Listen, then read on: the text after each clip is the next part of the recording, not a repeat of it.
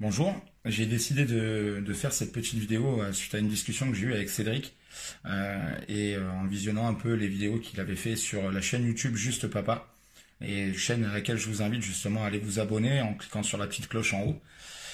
On a décidé ensemble, parce qu'on a quand même 1000 kilomètres qui nous séparent, de faire cette vidéo histoire de vous expliquer un petit peu ma petite histoire perso, ce que moi j'ai vécu, et pour vous expliquer que tous les combats sont bons à mener, et que surtout, il faut rien lâcher, parce que voilà, au plus on va se battre, et au plus on obtiendra ce qu'on veut. Donc je vous résume vite fait la petite histoire. Moi, ça fait 3 ans maintenant, bientôt 4 ans que je suis séparé de la mère de mes enfants.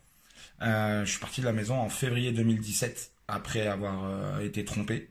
Donc j'aurais pu faire une séparation pour faute, garder le domicile familial, garder les enfants, tout garder. Mais voilà, je j'avais pas franchement la tête à ça tout de suite. On était parti sur un accord à l'amiable en disant que voilà, à l'époque je travaillais à l'étranger, donc je rentrais que les week-ends chez moi. Et on était parti sur l'accord que elle avait les enfants du lundi au vendredi et moi du vendredi soir au dimanche soir, et tout allait très bien. Un jour, je reçois un courrier en m'expliquant que dorénavant, j'aurais plus mes enfants tous les week-ends. Je les aurais qu'un week-end sur deux, en sachant que je travaillais à l'étranger. Donc voilà, c'était un peu compliqué. Donc j'ai décidé de partir de l'étranger, de revenir m'installer ici, en France, et de me battre pour voir mes enfants plus souvent. Et du coup, j'ai entamé une procédure de résidence alternée. Donc, je vous explique que quand on est papa, c'est déjà compliqué parce qu'il faut prouver, on va dire, 2 voire 3 fois plus que la maman qu'on est capable de s'occuper des enfants. Ensuite, quand vous rentrez dans le bureau du JAF, le juge aux affaires familiales, en tant que papa et en tant qu'homme surtout, vous prenez une première gifle. Parce que je vous donne un peu le contexte. Quand moi je suis rentré, il y avait forcément mon ex-femme avec son avocate, mon avocate, la JAF, la greffière et l'assistante de la JAF. Donc ça fait 6 femmes, un homme. Donc déjà, c'est compliqué. Ensuite, donc vous expliquez pourquoi vous faites cette demande, vous expliquez pourquoi vous voulez voir vos enfants. Donc en fait, il faut se justifier en fait qu'un papa ait envie de voir ses enfants. Donc tant bien que mal, j'ai justifié. Donc je vous passe le couplet de la partie adverse de l'avocate de mon ex-femme qui est gentiment expliqué que j'étais pas un bon papa, que j'étais pas un bon mari, que j'étais quelqu'un de violent, quelqu'un de ci, de là. Je pense qu'on l'a à peu près tous connu en tant que papa. Donc les mêmes refrains que ce que vous avez pu entendre, moi je les ai entendus. Et je suis tombé sur une JAF qui était relativement compréhensive, euh, donc qui a décidé de mettre la résidence alternée à titre provisoire. Entre-temps, on nous a demandé de faire une médiation, de se voir chez un médiateur, mon ex-compagne et moi. On a fait 3 rendez-vous, jusqu'au troisième rendez-vous, à la moitié du rendez-vous, mon ex-femme a décidé de partir, de quitter le rendez-vous en disant que de toute façon, ça servait à rien, et que dans tous les cas, elle ne lâcherait pas, il n'y aura pas de résidence en alterné, ça sera un week-end sur deux, plus évidemment, il ne faut pas oublier la pension alimentaire. Donc, on a décidé de continuer les procédures avec mon avocate. Donc on a eu la résidence alternée en test, 6 mois, avec visite d'un enquêteur social. Donc pour vous donner, pour ceux qui ne savent pas un peu ce que c'est, pour vous donner une petite idée, vous avez une personne qui ne vous connaît pas, qui ne connaît pas la situation, qui ne connaît pas votre histoire, qui ne connaît pas vos enfants, qui ne connaît pas votre ex-femme, qui ne sait pas les raisons sur lesquelles vous êtes séparés, euh, qui vient, il reste 1 heure, 1 heure et demie, des fois 2 heures. Il va discuter avec vous, il va discuter avec vos enfants à part. Et cette personne-là va estimer, va porter un jugement sur savoir si oui ou non vous êtes capable d'éduquer vos enfants ou pas. Ça en 2 heures. Voilà. Donc évidemment, il fait la même chose avec la maman. Ah, pour moi, c'était relativement différent parce que quand il est venu chez moi, donc voilà, il a épluché ma vie presque de ma naissance jusqu'au moment où il est venu. À cette époque-là, mais je recommençais, je refaisais ma vie donc avec une nouvelle compagne. Donc cette nouvelle compagne est obligée d'expliquer aussi toute sa vie, tout son parcours, pourquoi elle s'est séparée du père de sa fille, ce qu'elle faisait dans la vie, combien elle gagnait.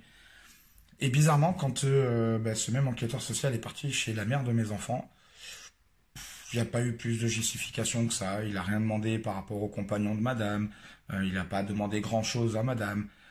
Mais bizarrement, il a jugé que j'étais capable de m'occuper de mes enfants. Donc forcément, voilà, gros avantage On est revenu au tribunal, la juge a expliqué que ben oui, euh, c'était bien, voilà, la garde alternée était bien. Donc en fait il y a eu deux enquêtes, une au tout début des 6 mois et une à la fin, donc 2 fois 2 heures. Mais bon, ça a été dans mon sens, donc le juge aux affaires familiales a estimé que oui, il fallait la résidence en alterné, que c'était bien pour les enfants, que c'est ce que les enfants ont demandé. Donc, décision du tribunal le 6 décembre 2018. Donc, tout content, moi, parfait, je vais voir mes enfants heureux en leur disant c'est bon, on a la garde alternée. Et février 2019, je reçois un papier de l'avocat de mon ex-femme en m'expliquant que madame fait appel, euh, sans éléments nouveaux, hein, sans aucun élément à apporter. Il faut savoir que madame a déposé 7 plaintes pour violence, harcèlement. Les 7 plaintes ont été classées sans suite. Il faut savoir aussi que, avec un jugement en main, je me suis présenté à la sortie d'école pour récupérer mon fils. Et vu que la directrice de l'école était une amie personnelle de la maman, eh ben, j'ai pas eu le droit. Voilà. Elle m'a dit non, il me faut l'accord de la maman. Donc je lui ai expliqué qu'il y avait un jugement et qu'il fallait respecter le jugement. Et non, en fait, non.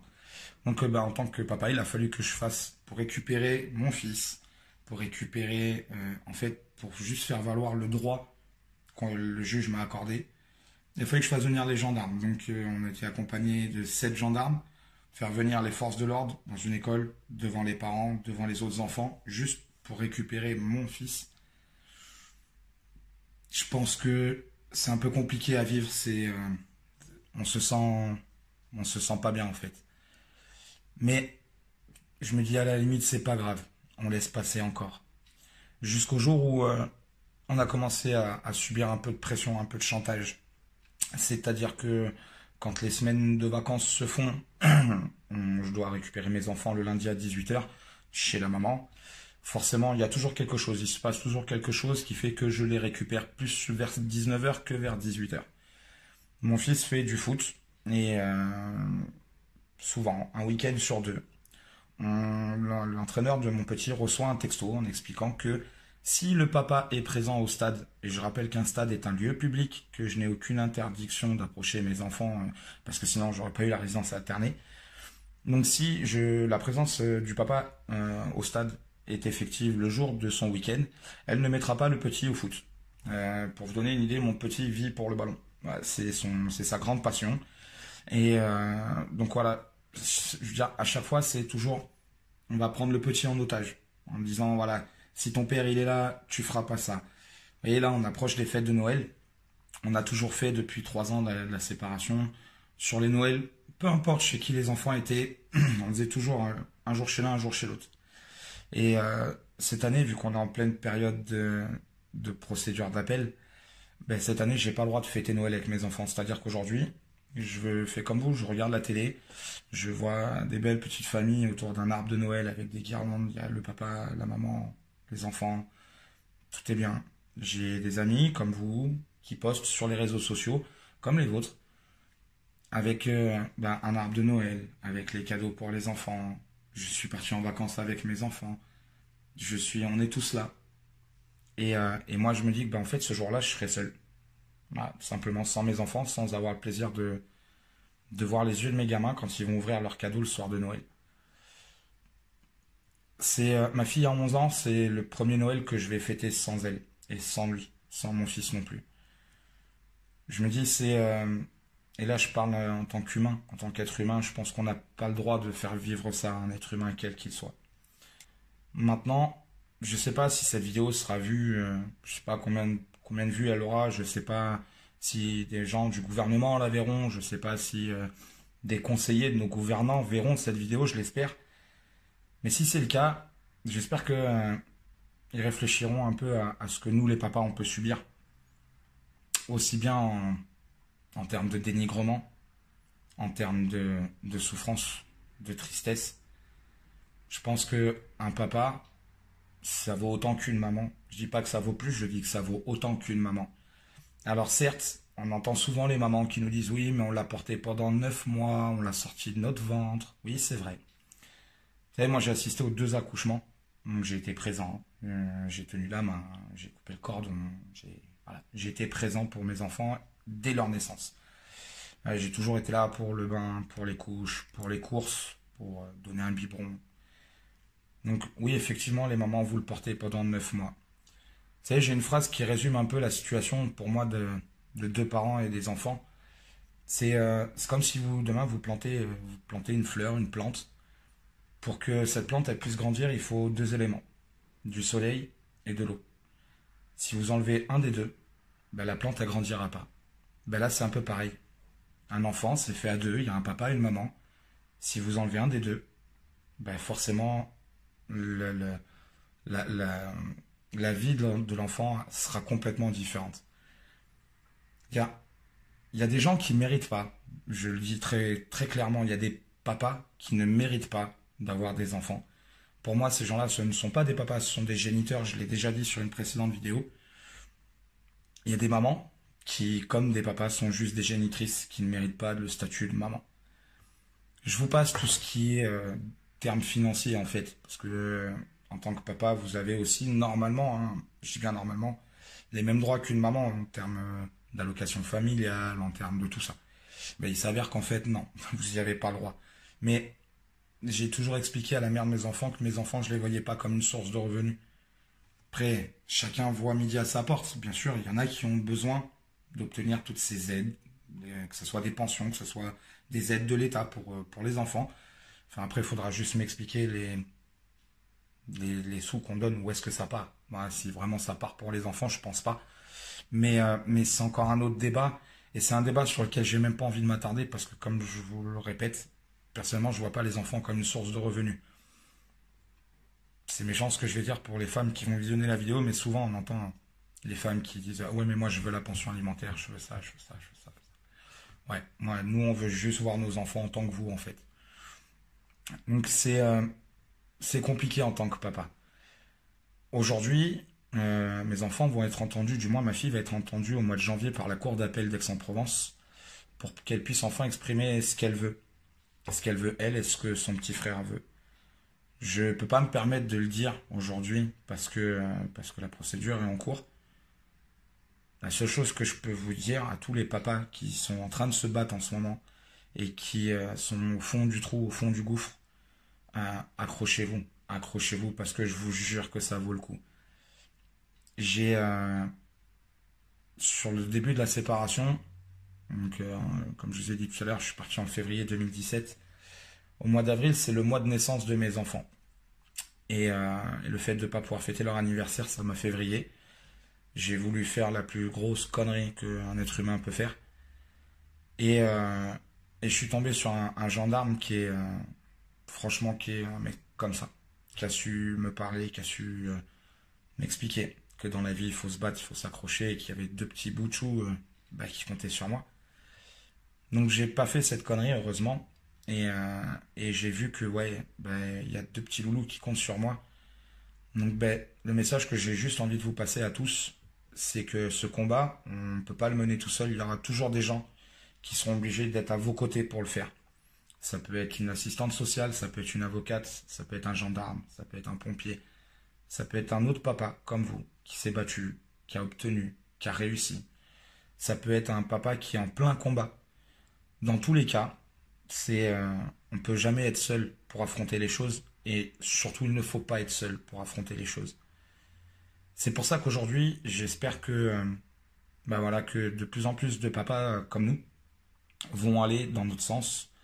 Des mamans, des vraies mamans qui estiment que les papas ont toute leur place aux côtés de leurs enfants vont venir se joindre à ce combat, partager à fond les vidéos, partager à fond la chaîne YouTube Juste Papa, vont aller cliquer sur la petite cloche en haut pour vous abonner, pour la partager, pour que ce combat il soit juste. Parce qu'en fait, la seule chose qu'on demande, c'est que, on dit souvent qu'on voudrait que le monde soit juste, mais pour être juste aujourd'hui vis-à-vis des enfants, il faut juste leur donner le droit d'avoir un papa et une maman. Même séparés, ça reste un papa, ça reste une maman. Ils ont autant de droits l'un que l'autre, autant de devoirs l'un que l'autre, et, euh, et autant de plaisir à donner, et autant d'amour à donner l'un que l'autre. Donc c'est pour ça qu'aujourd'hui, ce combat, il faut qu'on le mène tous. Je sais, en discutant avec Cédric un petit peu, je sais ce qu'il a traversé, je sais ce qu'il a vécu, je sais ce qu'il vit encore. C'est compliqué, c'est dur, mais juste un petit message perso pour toi. Accroche-toi, accroche-toi, parce que je te jure que ça vaut le coup. Pour tous les autres papas, accrochez-vous les gars, accrochez-vous, battez-vous. Je vous jure, ça vaut le coup. Et, euh, et s'il y en a qui voient cette vidéo, qui ont envie d'en parler, qui ont envie d'avoir des conseils, n'hésitez pas. Mettez des commentaires. On répondra, on sera là. Si je peux vous apporter quelque chose ou si je peux mettre ma petite pierre à l'édifice, je le ferai volontiers. Parce que ce combat, voilà, ça fait 3 ans que je le mène. Je repars encore sur une procédure d'appel, donc je sais que ça va être encore long. J'espère qu'il n'y aura plus rien après parce que ça fatigue, nerveusement, ça fatigue beaucoup. Mais voilà, je veux dire surtout, rapprochez-vous des associations autour. Il y a des associations comme SOS Papa, sur lesquelles vous pouvez vous tourner, des assistantes sociales. Il y a plein de gens, il y a plein de gens qui sont là, qui peuvent vous écouter, qui peuvent vous apporter quelque chose. Je vais pas vous dire une aide, mais déjà une oreille attentive. Et ça, je peux vous garantir que quand vous êtes un papa blessé, ne serait-ce qu'une oreille, quelqu'un qui vous écoute, c'est déjà énorme. Donc maintenant, les gars, je vous souhaite bon courage. Mettez des commentaires, partagez cette vidéo, partagez la chaîne Juste Papa. Et comme je vous ai dit, si vraiment vous avez besoin qu'on vous file la main, qu'on vous donne des conseils ou tout simplement si vous avez envie de rejoindre le combat, les gars, on y va. Et mettez des commentaires et voilà. Sur ce, je vous souhaite une bonne journée et accrochez-vous et passez de super bonnes fêtes de fin d'année.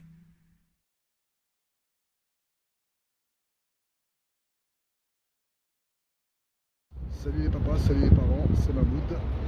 J'ai fait une petite vidéo il y a quelques temps. On se retrouve pour une nouvelle vidéo avec Dominico qui nous parle des suites de son affaire. Force à lui et bon visionnage. Salut les papas, salut les parents, bonjour à Cédric. Alors, je vous donne un petit peu des nouvelles de ma petite histoire. On est toujours en procédure d'appel au niveau de la garde des enfants. Tout simplement, tout a été reporté par rapport au coronavirus, ce qui semble logique. Je vais pas me plaindre parce que je reste en garde alternée quand même.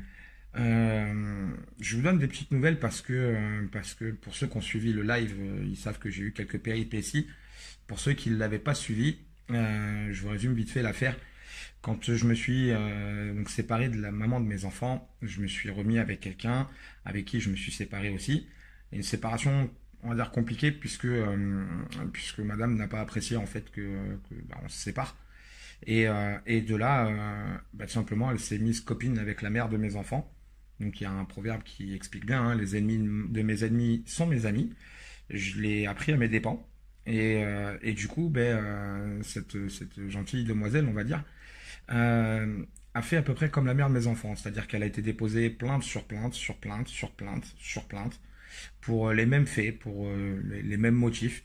Donc violence, harcèlement, chantage, pression, tout ce que vous pouvez connaître. J'ai subi une agression physique le 26 décembre par les frères de cette demoiselle. Euh, c'est quelque chose qui est pas facile à vivre non plus des fois. Mais bizarrement, c'est que c'est moi qu'on a placé en garde à vue. Parce qu'on a expliqué que d'une part, il fallait éviter les représailles. Et deuxième part, je suis tombé sur un bon gendarme qui m'a expliqué qu'il n'y avait pas de fumée sans feu. Du coup, ils ont fait une enquête. Donc l'enquête a duré de septembre.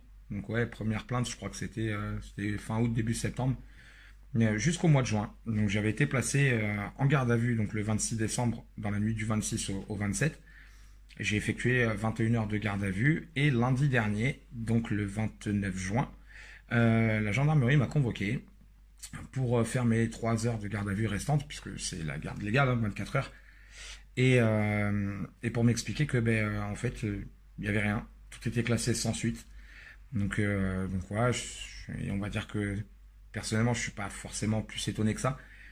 Mais pour vous dire que au total, ça fait, si je prends les plaintes de la maman et les plaintes de mon ex-compagne, ça fait 16 plaintes. 16 plaintes contre une seule et même personne. 16 plaintes classées sans suite. Il y a un moment donné, je pense que c'est nerveusement fatigant, usant. Usant de devoir se battre pour qu'on puisse reconnaître droits des papas, usant de se battre pour des gens qui nous diffament, pour des gens qui nous accusent de choses qu'on ne fait pas. Et, euh, et bizarrement, il n'y a aucune reconnaissance pour les papas qui subissent ça. Il n'y a rien. Derrière, il n'y a que dalle. Ces personnes-là ne sont pas ni entendues, ni punies, comme elles devraient l'être normalement. Je trouve que c'est un peu dommage. Maintenant, ça m'a donné un petit avantage, c'est que je peux prouver aujourd'hui qu'il y a un complot entre la maman, mon ex, euh, et, euh, et on va dire que ça va jouer en ma faveur. C'est cool, c'est plutôt sympa. Mais de ça pour dire que s'il y en a qui sont aux manettes de notre pays et qui regardent cette vidéo, ce serait peut-être temps, maintenant que nos gouvernants comprennent que psychologiquement on est atteint, ça nous fait mal. C'est dur à vivre, c'est très dur, parce que vous êtes traîné dans la boue, parce que vous allez dormir sur un lit en béton pendant 24 heures quand vous donnez à bouffer de la merde, que des gendarmes vous expliquent que vous êtes le vilain méchant, et qui après presque 10 mois d'enquête, bah, vous expliquent qu'en fait, il n'y a rien et vous n'avez rien fait. Donc, à un moment donné, ça devient gavant, en fait. Ça devient, excusez-moi les termes, hein, mais là, c'est le cœur qui parle, c'est que ça commence à devenir vraiment, mais vraiment gavant. Donc, s'il y a des mamans qui regardent cette vidéo et qui pensent que, ben voilà, elles vont emmerder le papa pour toucher une pension alimentaire, mais sachez, mesdames, que il y aura toujours des mecs comme nous, comme moi, comme Cédric, comme d'autres papas qui se battent. Il y aura toujours des mecs comme nous pour leur filer la main à ces gars-là, pour leur expliquer qu'on lâchera jamais, jamais, jamais, jamais, jamais, qu'on est des papas au même titre que vous êtes des mamans, qu'on a le droit au même titre que vous d'élever nos enfants, de leur apporter de l'amour. Et il y a un moment donné, il va falloir que ça rentre. Il va falloir vraiment le comprendre parce que nerveusement, ouais, ça devient très fatigant. Quand vous passez, je crois que j'ai dû faire 3 fois 24 heures de garde à vue en 4 ans, pour des motifs fallacieux, pour de la diffamation, pour des choses qui ont été classées sans suite parce qu'il y avait strictement rien et que derrière on ne m'accorde aucune reconnaissance. Même pas on m'a dit pardon. Juste un mot pardon. Voilà, même pas. En fait, bah, aux yeux de la justice, ouais, on est des merdes. Clairement, on est des merdes. On est des personnes qu'on peut prendre, qu'on peut mettre, placer en garde à vue dans une cellule, qu'on peut accuser de tous les maux, tous les torts possibles et inimaginables, et derrière juste dire bah non, désolé, non en fait non, il n'y a rien. Donc bah voilà, vous avez pris de la garde à vue, ça vous a fait louper des jours de boulot, psychologiquement ça met un coup, mais c'est pas grave en fait, c'est pas grave, vous êtes des bonhommes, vous encaissez. Et derrière on va continuer à vous expliquer que ben ouais, on va continuer des procédures encore et encore et encore et encore pour vous enlever la garde de vos enfants. Ne serait-ce qu'une garde alternée comme j'ai. Je vous demande pas plus en fait. Je demande pas à avoir mes enfants plus que la mère. Je demande pas à ce qu'elles soient privées. Non, je demande simplement une équité. Et, euh, et aujourd'hui, ben, je m'aperçois que pour nous les papas, ça devient plus compliqué. Ça fait 4 ans que je suis en procédure. 4 ans. 4 années de souffrance pure pour moi, pour mes enfants. C'est juste horrible. Quand vos enfants vous demandent pourquoi vous avez été placé en garde à vue, que vous leur expliquez que ben, vous savez même pas vous-même parce qu'il n'y a rien, que vos enfants commencent à douter de vous parce que de l'autre côté ils entendent tout l'inverse, ça fait mal, ça fait très très mal. Donc il y a un moment donné, j'aimerais que les personnes de justice, les JAF, les magistrats, les gouvernants, même si je sais que aujourd'hui ils nous regardent pas trop, j'aimerais qu'ils percutent que ouais, ça fait mal, ça fait très mal, ça vous détruit un homme. Alors c'est vrai que j'ai la chance d'avoir des amis qui m'entourent, j'ai la chance d'avoir un boulot que j'aime et qui marche plutôt pas mal, mais, euh, mais ouais, nerveusement c'est très très dur, je le répète. Maintenant voilà, juste pour vous dire que logiquement on devrait passer bientôt en appel. Logiquement il devrait y avoir un dénouement plutôt en ma faveur, je l'espère. Euh, Maintenant, voilà, je trouve que c'est vraiment dommage d'en arriver là. On- Normalement, quand un couple fait un enfant, c'est qu'il s'est aimé, au moins. Et derrière, d'en arriver à de telles choses, de telles paroles, de tels actes, ouais, c'est juste dégueulasse. C'est dégueulasse pour l'autre, c'est dégueulasse pour les enfants. Et je pense que ça doit même être dégueulasse pour soi-même parce que je pense qu'on doit avoir du mal à se regarder dans une glace une fois qu'on a fait tout ça. Mais, euh, mais voilà, juste pour vous expliquer que quand on lâche rien, quand on se bat, quand on fait en sorte que d'être droit et que la vérité, elle sort toujours, tout le temps. Donc les papas qui vont regarder cette vidéo, même les mamans qui sont dans le même cas que nous, parce qu'il y en a, lâchez rien, ne lâchez absolument rien. Et dites-vous, vous êtes sur la bonne chaîne, vous êtes sur Juste Papa. Comme je l'ai déjà dit, abonnez-vous, mettez des commentaires si vous avez des problèmes. On sera toujours là pour vous tendre l'oreille, pour vous donner les conseils, pour vous expliquer notre parcours, pour vous expliquer ce qu'on a fait, ce qu'on a dû subir, ce qu'on a dû entreprendre pour arriver là où on en est, pour arriver à certains, toujours la procédure, à d'autres des victoires, et c'est malheureux de dire des victoires parce que c'est pas une compétition, mais il y a un moment donné, c'est comme ça qu'on le ressent parce que on essaye de nous priver de quelque chose auquel on a le droit. Donc c'est comme si demain vous faites une course de voiture, vous arrivez premier, on vous dit non, la coupe elle est pas pour vous, elle est au deuxième. Mais non, en fait, c'est vous êtes un parent et vous avez le droit d'élever vos enfants, vous avez le droit de les voir, de leur faire des câlins, de leur faire des bisous. Vous avez simplement le droit d'être présent pour eux. Et comme je dis, voilà, si vous rencontrez des soucis, et je pense que si vous êtes sur cette chaîne, c'est que vous en avez, papa comme maman, je le répète, n'hésitez absolument pas. Aujourd'hui, il y a des avocats qui sont avec nous, il y a des parents qui réussissent, comme je le fais en ce moment. N'hésitez pas, on vous donnera tous les conseils qu'il faut. Et sur ce, écoutez, je vous souhaite un super courage. Lâchez jamais le combat, jamais, jamais, jamais. Vous pouvez poser un genou à terre, mais il faut toujours se relever. Vous savez, j'ai un petit proverbe qui dit 7 fois à terre, 8 fois debout. Et je serai toujours debout. Voilà, sur ce, je vous fais un gros, gros, gros bisou à tous. Et je vous dis à bientôt parce que bientôt, il va y avoir la suite, c'est-à-dire le dénouement, la procédure d'appel qui se termine. Et je viendrai vous faire la petite vidéo pour vous expliquer ce qu'il en est ressorti. Allez, à bientôt.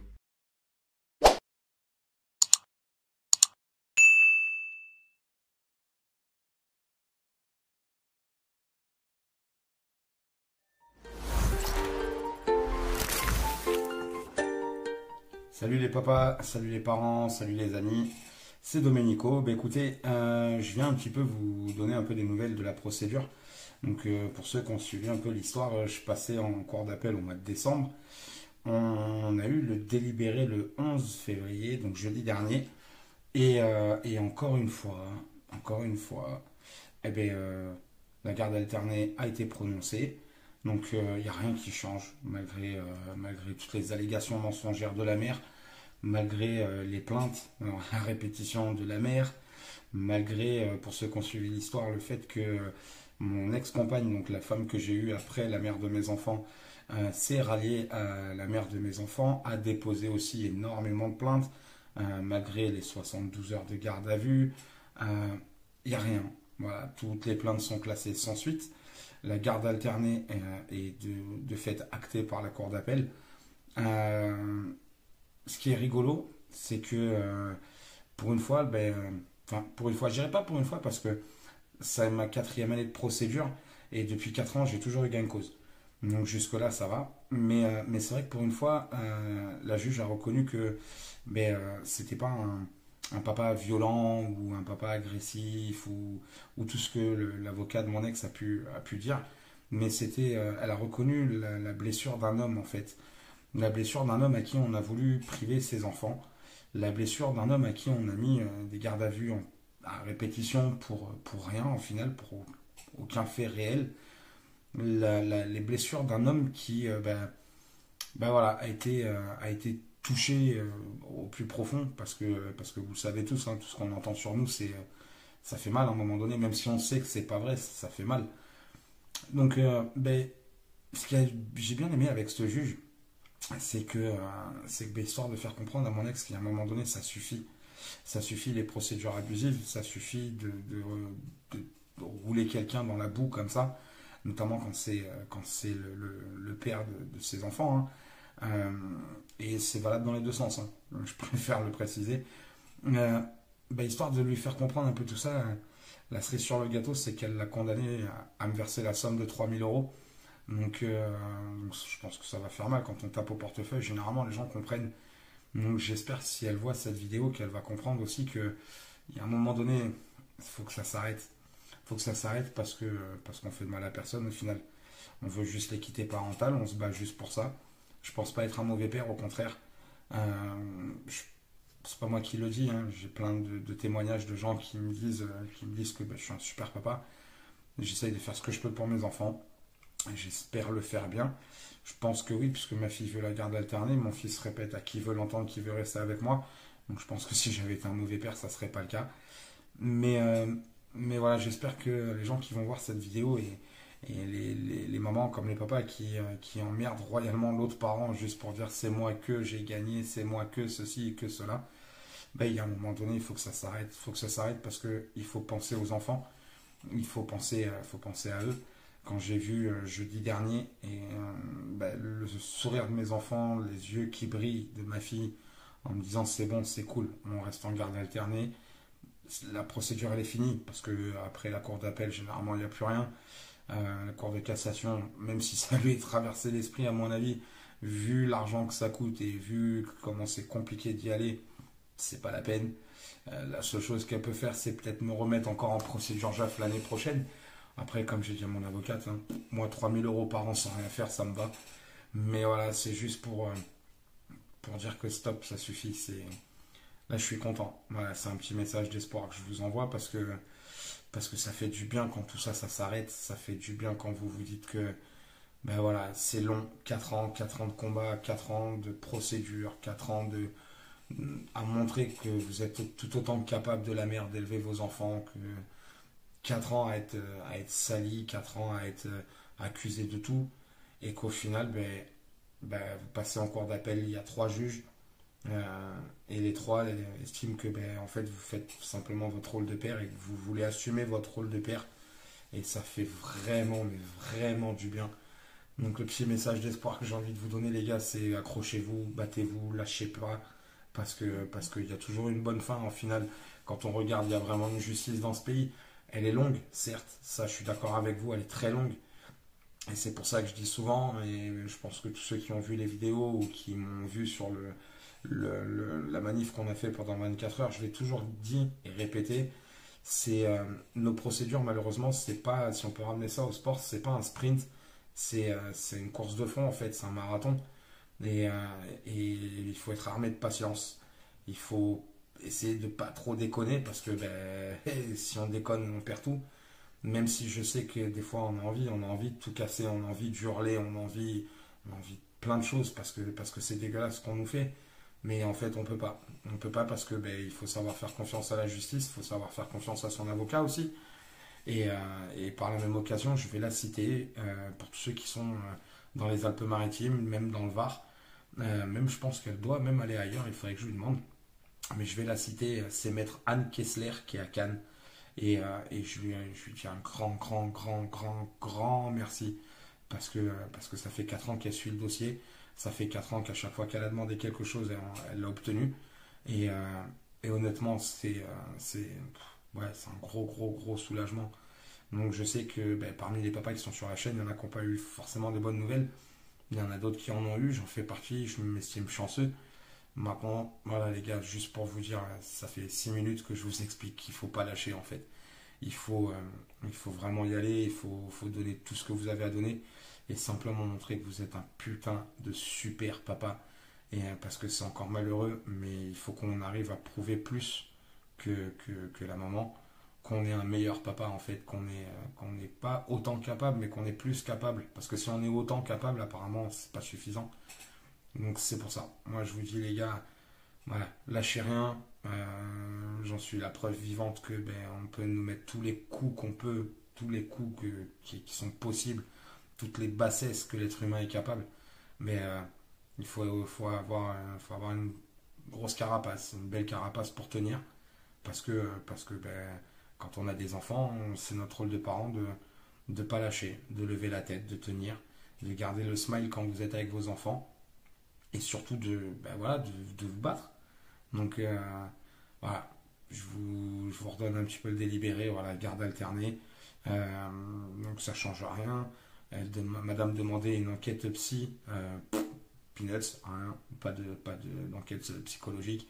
Enfin, même pas psychologique, c'était psychiatrique qui a demandé. A demandé aussi une enquête sociale, une troisième, puisque j'en ai déjà vécu deux, une troisième enquête sociale sur moi, sur mes parents, ni l'une ni l'autre. Et donc rien n'a été accordé, elle a été déboutée de toutes ces demandes. Et à l'inverse, c'est que toutes mes demandes ont été acceptées. Et, euh, et puis, là, comme je vous répète, hein, la cerise sur le gâteau, c'est le remboursement des frais judiciaires, parce que mine de rien, ça coûte un oseille fou. Et vous savez très bien comme moi que des fois, c'est compliqué. Donc, c'est vrai que j'ai mon entreprise, j'ai un job qui me permet de bien gagner ma vie. Donc, ces 3 000 euros, comme j'ai dit, je vais les couper en deux. Et je vais en mettre une partie sur mon fils et une partie sur ma fille, leur laisser sur leur compte, parce que à la limite, c'est plus à eux que ça leur revient, parce que eux ont pas la carapace que j'ai pour encaisser tout ça. Eux ont beaucoup souffert, ont beaucoup souffert de ces 4 années de procédure, et je pense que le dédommagement, en fait, c'est pas tant pour moi, c'est surtout pour eux. Donc c'est pour ça que je me suis dit, ben voilà, je vais faire 1005 et 1005, et ça leur servira plus à eux qu'à moi. Donc voilà, juste un petit dernier message les gars, encore une fois je vous le répète, lâchez rien. Je vous fais plein de gros bisous. Si comme je vous le répète à chaque fois, abonnez-vous à la chaîne. Si des fois vous avez des questions, n'hésitez pas, il y a la chaîne YouTube, il y a la page Facebook Juste Papa. Foncez, allez demander, posez des questions, on sera toujours là pour vous répondre. Moi, Cédric, Guillaume, tout le monde en fait, tout le monde sera là pour répondre. Et lâchez pas. Ouais, je vous fais un gros pull-up les gars. Je vous dis à très très vite. Bisous.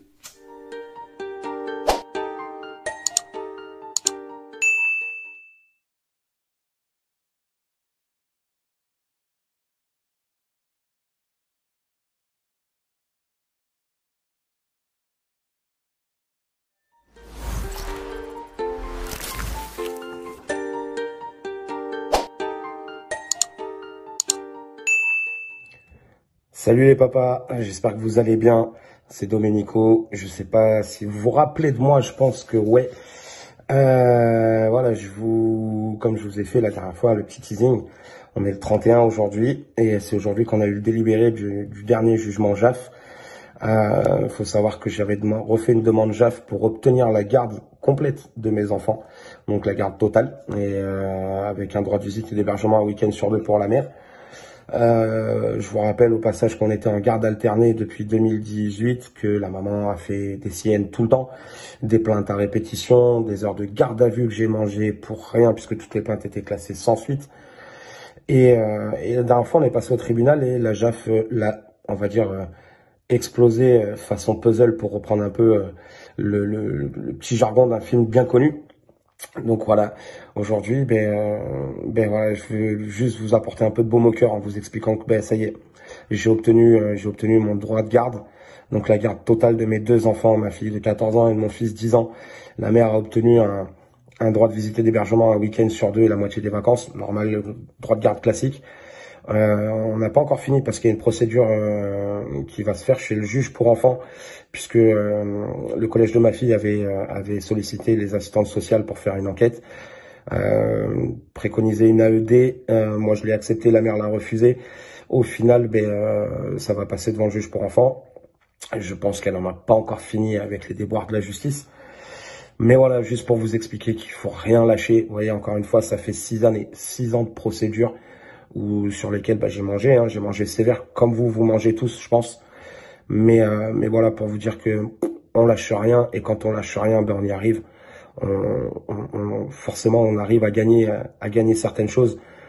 Et là, en l'occurrence, ouais, je suis content de vous annoncer que voilà, je fais partie des très très faibles pourcentages des papas qui s'est battu et qui a obtenu la garde de ses enfants.